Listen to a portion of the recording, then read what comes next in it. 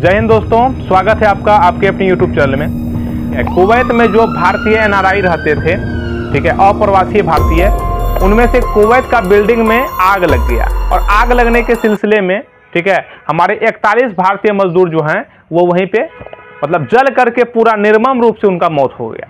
ठीक है, ये बहुत ही, अगर उसका दृश्य देख लीजिएगा कि एक फोटो तो आंख में आप लोग यहाँ देख रहे होंगे, ये कुवैत है। ठीक है, कुवैत के बारे में बात करें तो यहाँ पे इस साइड में यहाँ पे आपका इराक पड़ेगा, यहाँ ईरान पड़ेगा, यहीं पे भारत है। अगर बात करें भारत कहाँ पे, तो यहीं बगल में ही आपका भारत पड़ेगा, इराक ईरान के बाद। आप मैप में दिखाई दे रहा होगा आपको कि कहाँ पे कुवैत है और कहाँ पे भारत है। अब समझिए, कुवैत की बात करें तो इसके एक साइड में है फारस की खाड़ी, पूर्व दिशा में इसके फारस की खाड़ी है, इसके ऊपर में सऊदी अरब है, सॉरी इसके ऊपर में इराक है, कुवैत के इस साइड में ईरान है, यहाँ भारत, पाकिस्तान है, यहाँ भारत है। ठीक है, कुवैत के ऊपर में इराक है और इसके दक्षिण दिशा में जो है वो सऊदी अरब है। ठीक है, और कहाँ पे आग लगा तो दक्षिणतम क्षेत्र में आग लगा। तो चलिए हम इधर बात करते हैं। अब देखिए, कुवैत बिल्डिंग में जो आग लगा वो कहाँ पे है, तो कुवैत सिटी के पास अपार्टमेंट है। अपार्टमेंट क्या होता है, तो अपार्टमेंट बहुत बड़े बिल्डिंग को कहते हैं जहाँ पे अलग अलग प्रकार से सैकड़ों की संख्या में लोग भरा हुआ रहता है, जिसे हम लोग सोसाइटी भी बोलते हैं। ठीक है, देखिए घटना जो हुआ था 49 लोगों का इसमें मौत हो गया था, 49 लोगों का। उसमें से 40 से 41 व्यक्ति भारतीय थे। आप समझ सकते हैं क्या है। ठीक है, ये कहाँ हुआ था, कुवैत क्षेत्र के दक्षिणतम भाग में, जिसे मंगब क्षेत्र कहते हैं, है ना, ये मंगब क्षेत्र है, यहीं के अपार्टमेंट में हुआ था। और यहाँ पे बिल्डिंग में आदमी को ऐसे भरा जाता है, लगता है क्या कि मतलब गाय बैल है। ठीक है, तो ये गलती जो है जो बिल्डिंग का ओनर है उसका भी है कि तुम इतना को रखते क्यों हो, इतना को मतलब भरते क्यों हो। ठीक है, तो वो भी तो एक जीव है कि उसका कोई महत्व नहीं है, वो अगर मतलब कहीं से आया है तो। ठीक है, अब देखिए, ये 6 मंजिला इमारत था और 200 लोग रहता था यहाँ पे। कितना, 200 लोग रहता था। और जब यहाँ पे मौत हुआ, ठीक है, मतलब कि आप देख रहे हैं 49 व्यक्ति का यहाँ पे मौत हो गया। ठीक है, जल करके पूरा निर्मम रूप से उसका मौत हो गया। ठीक है, और 40 से 41 व्यक्ति भारतीय के थे। और भारत में कहाँ, तो भारत में केरल, तमिलनाडु, उत्तर भारत के थे। ठीक है, तो बताइए भारतीय थे ना, तो कितना मतलब उसका मतलब जो परिवार है, फैमिली है, वो कितना मतलब दुखी होगा इस घटना से। अब समझिए, कुवैत प्रशासन का इस पर क्या टिप्पणी रहा, तो ये जो है मतलब एक घटना का जायजा लिया और जो भी मतलब यहाँ पे वरिष्ठ अधिकारी हैं जिसको भी यहाँ पे रखा गया था उस सबको निलंबित किया और ये कड़ी कार्रवाई करने के लिए कहा गया जो अपार्टमेंट का ओनर था, क्योंकि ये उसका भी है, गलती है, आप इतना रखे क्यों। ठीक है, अब देखिए भारत सरकार का इसमें क्या प्रतिक्रिया रहा, तो प्रधानमंत्री नरेंद्र मोदी ने इस पर दुखी जाहिर भी किया है और भारतीय दूतावास को इन्होंने नजर बनाने के लिए कहा है कि उसको बढ़िया से देखा जाए। ठीक है, तो ये आग आखिर लग कैसे गया, तो ऐसा कहा जाता है बहुत से मीडिया रिपोर्ट के माध्यम से और फिर बहुत से न्यूज चैनल के माध्यम से कि जो एसी वाले होते हैं, ये एसी वाले क्षेत्र में उसमें आग पकड़ लिया था, किसी का कुछ कहना है। भारत का जो विदेश राज्य मंत्री हैं कीर्तिवर्धन सिंह, वो कुवैत गए हैं और कुवैत में जाकर के वहां पे देखा है वहां की परिस्थिति। दोस्तों अभी जो हम आपको बताए हैं कुवैत बिल्डिंग में जो फायर हो गया अपार्टमेंट में, तो वो समझे होंगे। चलिए अभी हम आपको बताते हैं कि इसका मैपिंग हिस्ट्री कहाँ पे है और फिर इसका अन्य कौन कौन सा इतिहास है। देखिए ये जो अभी है ये हम आपको मिडिल ईस्ट का अरब कॉन्टिनेंट, अरब के बारे में बताएं। ठीक है, अगर मिडिल ईस्ट की बात करें तो आपको मैप में यहाँ पे दिखाई दे रहा होगा, है ना, इसमें 17 देश आते हैं मिडिल ईस्ट में, जिसमें कि Turkey, Cyprus, Syria, Lebanon, Israel, फिलिस्तीन, जॉर्डन, मिस्र, Saudi Arab, Yemen, Oman, UAE, Qatar, Bahrain, Kuwait, Iraq, Iran का स्थिति देखिए। अगर ये बोलेंगे कुवैत कहाँ, तो कुवैत यहाँ पे है। ठीक है, और ये अरब प्रायद्वीप है, ये पहले एक ही देश हुआ करता था, अरब देश। ठीक है, ये सऊदी अरब है, ये यमन है, ये ओमान है, ये यूएई है, यहीं पे दुबई है। ठीक है, यहीं पे बुर्ज खलीफा है दुनिया का सबसे बड़ा, ये कतर है, ये बहरीन है और यहाँ है कुवैत। ठीक है, एक और इसके ऊपर में इराक है और एक और सऊदी अरब है और यहाँ फारस की खाड़ी है। तो इसका स्थिति आप लोग देख चुके हैं कहाँ कहाँ पे क्या क्या है। ठीक है, अब समझते हैं कि ये कुवैत जो है ये कैसा देश है। ये दुनिया का सबसे बड़ा तेल उत्पादक क्षेत्र है।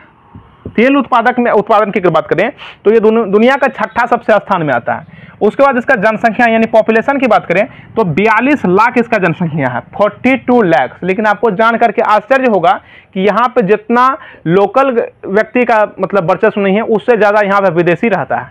ठीक है, देखिए विदेशी जो है 25 से 30 लाख विदेशी रहता है यहाँ पे, जिसमें कि 10 लाख जो है भारतीय है, 10 लाख भारतीय है। कोरोना से पहले ये आंकड़ा आप जानते हैं कितना था, ये 15 लाख था, 15 लाख भारतीय था। ठीक है, समझिए। तो ये कुवैत जो है, कुवैत आखिर ऐसा क्या करता है जो कि जितने भी एनआरआई हैं या जितना भी अन्य विदेशी हैं वे वहाँ पे जाना पसंद करता है। ठीक है, ये जो है 10 लाख भारतीय हैं कौन, क्या करता है ये डॉक्टर हैं, इंजीनियर हैं, एडवोकेट हैं, साइंटिस्ट हैं, चार्टर अकाउंटेंट हैं, सॉफ्टवेयर हैं, आर्किटेक्चर हैं, मतलब अलग अलग प्रकार से कला में निपुण है, संगीतकार है, म्यूजिशियन है, फिल्मकार है, मतलब विभिन्न प्रकार का यहाँ पे भरा पड़ा हुआ है। ठीक है, तो आप देख सकते हैं कुवैत एक छोटा सा यहाँ पे क्षेत्र है जो कि हम लोग का एक मतलब राज्य से भी छोटा है। ठीक है, लेकिन कितना उसका क्षेत्रफल है, क्या क्या है। सबसे बड़ा अगर बात करें, सबसे बड़ा ये सब मतलब कि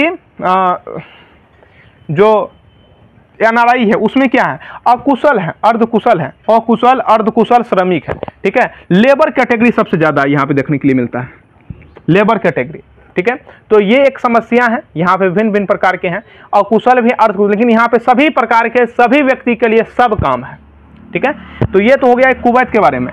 आपको मिडिल ईस्ट में जो 17 देश है उन सभी के बारे में एक कुछ मतलब उस वहाँ का गंदा कानून है, उसके बारे में आपको एक उसी में से कानून है कफला प्रणाली।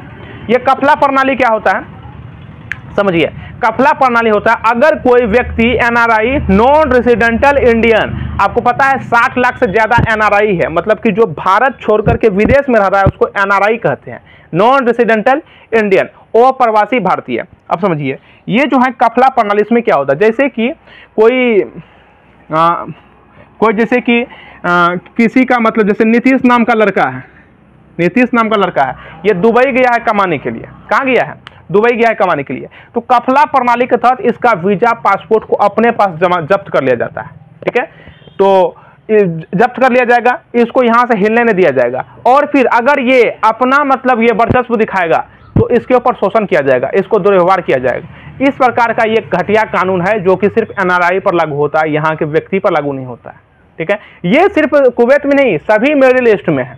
ठीक है, आप अगर जैसे यहाँ जाइएगा तो अपने देश से निकलने के लिए पासपोर्ट और दूसरा देश में जाने के लिए वीजा की आवश्यकता होती है, तो आपको सबसे पहले यहाँ पे बनाना पड़ेगा कि 3 साल के लिए, कि 2 साल के लिए, या 5 साल के लिए। 5 साल के अंदर में आप आइएगा तो आने नहीं देगा, आपको देगा ही नहीं, पासपोर्ट आपका जब्त हो जाएगा। ठीक है, तो इस प्रकार से यहाँ देखने के लिए मिलता है। देखिए एक्सपेट बिल क्या है, एक्सपेट कुवैत बिल, ये देखिए आज का बिल नहीं है, ये 2020 में लाया था, एग्जाम में प्रश्न बन सकता है इसलिए हम आपको बता दे रहे हैं। एक्सपेट कुवैत बिल ये 2020 में लाया था जब पूरे भारत में कोविड यानी कि कोरोना का संक्रमण था, उस समय जो है ये जो है हम बात कर रहे हैं किसका, कुवैत का, ये NRI सबको जाने के लिए बोल रहा था, ये अन्य सब विदेशी को जाने के लिए बोल रहा था, वो एक्सपेट बिल के माध्यम से। ठीक है, क्योंकि सभी चीज ठप पड़ गया था, पेट्रोल नहीं बिक रहा था, नहीं उसका मतलब किसी अन्य चीज का बिक रहा था, नहीं स्टाइलिश सामान कोई बिक रहा था। ठीक है, ना ही कोई प्रोडक्ट बिक रहा था, इसीलिए वो ऐसा किया था। ठीक है, अब देखिए इसका एक अलग भी समाधान मतलब समस्या है, पूरा जितना भी मिडिल ईस्ट है 17 देश के बारे में बताएं, लगभग देश का समस्या है कि वह वेतन भुगतान में लेट करता है। ठीक है, भेदभाव करता है, वहाँ समानता देखने के लिए मिलता, पूछता है कि तुम किस देश से, क्या है, किस प्रकार, विभिन्न प्रकार के, है ना, सामाजिक अलगाव की स्थिति वहाँ पे उपस्थित है, अलगाववाद, नक्सल भेद, विभिन्न प्रकार की मतलब जो है विडंबनाएं वहां पे देखने के लिए मिलता है। ठीक है, तो ये एक मेरा छोटा सा प्रयास था कुवैत के बारे में बताने के लिए। ठीक है, इंटरनेशनल रिलेशंस का ये टॉपिक है जिसमें कि प्रश्न बनते हैं एग्जाम में, है ना, अंतर्राष्ट्रीय संबंध में। अगर आप इसमें रुचि रखते हैं तो आप हमारे इस यूट्यूब चैनल से जुड़े रह सकते हैं। प्रत्येक दिन आपको नए नए देश के बारे में जानने के लिए मिलेगा। ठीक है, अभी तो हम लोग सार्क के बारे में पढ़ रहे हैं, फिर एशियन के बारे में पढ़ेंगे, फिर मिडिल ईस्ट के बारे में पढ़ेंगे। तो मिडिल ईस्ट का एक देश था कुवैत जो कि अभी चर्चा का विषय है, तो इसके बारे में आपको बता दिया है। तो अगर आपको ये समझ में आया तो आप इस चैनल को सब्सक्राइब कर लीजिए, लाइक कीजिए और इसको बहुत शेयर कीजिए। तो फिर मिलते हैं नेक्स्ट वीडियो में, तब तक के लिए जय हिंद।